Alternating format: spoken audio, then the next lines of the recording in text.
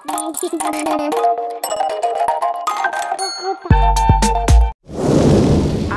গল্প কিপ্টে ধনীচাঁদ।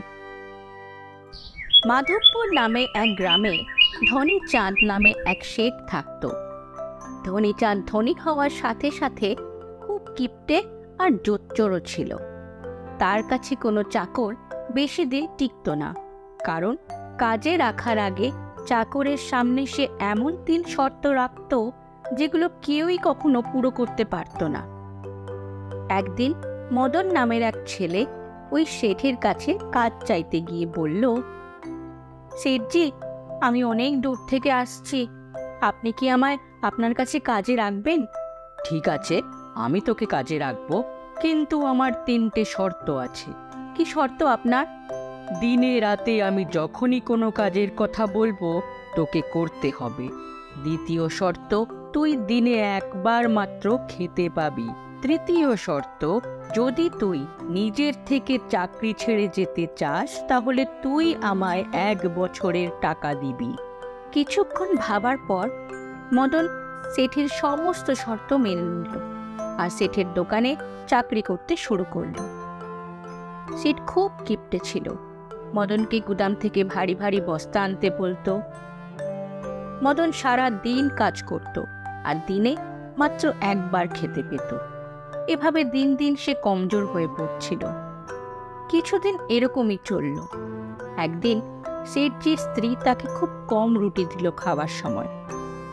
আমি সারা দিন এত কাজ করি, তারপরেও এত কম খাবার, এতে কি করে আমার পেট ভরবে? যা পাচ্ছিস চুপচাপ খেয়ে নে। সারাদিনে কি এমন কাজ করিস, এই যা খেতে পাচ্ছিস, কম কোথায়? এটা শুনে মদন ভেতরে ভেতরে ভেঙে পড়ল। সে সারা দিন গাধার মতো খেটেও তাকে এই সব কথা শুনতে হয়। শেঠজি, এরকম করলে চলবে না, আমি আর আপনার চাকরি করব না। কিসের এত তেজ তোর? এক্ষুনি ছেড়ে দে চাকরি। কিন্তু আমার শর্ত মনে আছে তো? এখন নিজের থেকে চাকরি ছেড়ে যাচ্ছিস, তুই আমায় 1 বছরের মাইনে দিবি। শেঠজি, আমার কাছে এত টাকা থাকলে আমি চাকরি কেন করতাম? আমি সেসব জানি না। নিজের বাড়ি বিক্রি কর বা গয়না, তুই আমায় কথা দিয়েছিলি, এখন সেই শর্ত পূরণ করা তোর দায়িত্ব। তারপর কিছুক্ষণ চিন্তা করার পর মদন বলতে লাগলো, ঠিক আছে, শর্ত অনুযায়ী আমি আপনার টাকা দিয়ে দেব। এরপর মদন তার গ্রামে ফিরে এলো আর তার স্বর্গবাসী মায়ের সোনার বালা নিয়ে গ্রামের সোনার দোকানে বন্ধক রাখল। তারপর সেই টাকা নিয়ে শর্ত অনুযায়ী শেঠজিকে দিয়ে নিজের গ্রামের দিকে আসছিল। রাস্তায় দেখা হলো তার ছেলেবেলার বন্ধু কৃষ্ণার সাথে। আরে এই মদন, কোথায় চললি? কি হয়েছে তোর, এত মনমরা দেখাচ্ছে তোকে? তারপর মদন তার সাথে ঘটে যাওয়া সমস্ত ঘটনা তার বন্ধু কৃষ্ণাকে বলল। কৃষ্ণা সমস্ত কথা শুনে শেঠের ঠিকানা নিয়ে মদনকে চিন্তা করতে বারণ করল। কৃষ্ণা সেই শেঠের কাছে গেল কাজ চাইতে। কৃষ্ণাকে দেখে ধনীচাঁদ মনে মনে খুব খুশি হলো আর সে কৃষ্ণাকেও ওই 3 শর্তের কথা বলল। ঠিক আছে শেঠজি, আমি আপনার 3 শর্ত মানতে রাজি, কিন্তু আমারও একটা শর্ত আপনাকে মানতে হবে। যদি আপনি আমায় কোনোদিন চাকরি থেকে বের করে দেন তাহলে আপনি আমায় 1 বছরের মাইনে দেবেন। হ্যাঁ, কোনো অসুবিধে নেই, সেই সুযোগই আসবে না কোনোদিনও। তারপর কৃষ্ণাও সারা দিন হাড় ভাঙা খাটুনি করে আর তাকেও দিনে একবার খেতে দেওয়া হয়। শেঠজি নিজের মনের মতো করে তার সাথে ব্যবহার করত।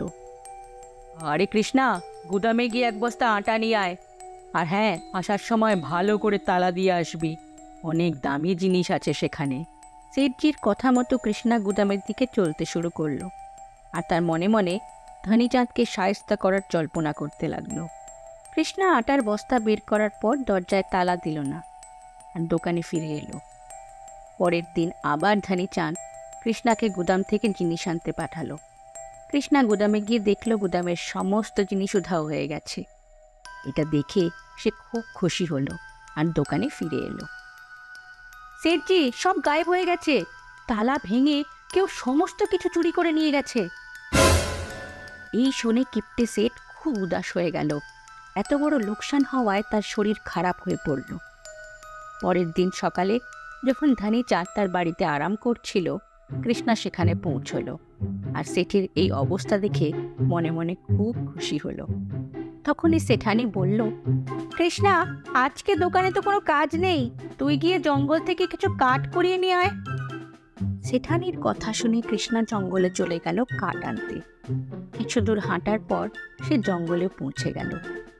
কিছু কাঠ কেটে নিয়ে সেই কাঠ মাথায় করে ধানিচাঁদের বাড়ির দিকে হাঁটা দিল।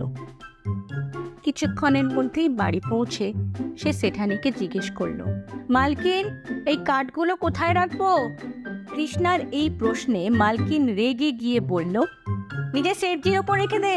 কৃষ্ণা ভাবল এই সুযোগ। এদিক ওদিক না দেখেই সে কাঠের বোঝাটা সিধে ধানিচাঁদের ওপর ফেলে দিল। কাঠগুলো গায়ের উপর পড়তেই সেটজি ব্যথার চোটে চিৎকার করে উঠল, আহাম্মক, তুই কি পাগল হয়ে গেছিস নাকি? এইটা কি করলি তুই? এরকম পাগলকে আমি চাকরিতে রাখবো না। এক্ষুনি দূর হয়ে যা আমার চোখের সামনে থেকে। সেখানে যা বললাম আমি তো তাই করলাম। ঠিক আছে সেটজি, আমি চলে যাচ্ছি, কিন্তু আমার এই শর্তটা মনে আছে তো আপনার? আপনি শুধু আমায় 1 বছরের মাইনেটা দিয়ে দিন, আমি চলে যাব। আজকে কিপ্টে ধানিচাঁদের দাও তার নিজের ওপরই পড়ল। নিজের শর্ত অনুযায়ী সে কৃষ্ণাকে 1 বছরের মাইনে দিতে